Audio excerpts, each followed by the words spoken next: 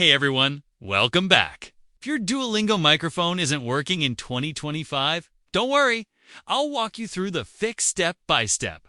First, make sure your device's microphone is actually working in other apps. If it's not, try restarting your phone or computer. Next, open Duolingo and head to your profile settings.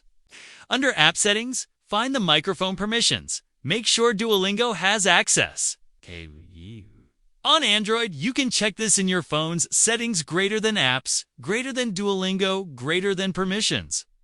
On iPhone, go to Settings greater than Privacy, greater than Microphone and Toggle it on for Duolingo. If you're using a browser, check the site permissions by clicking the padlock icon near the address bar and enabling the mic. Still not working?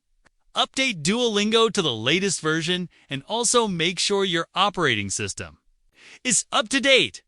If the problem only happens during speaking exercises, try switching your input language in your keyboard settings to match the lesson language.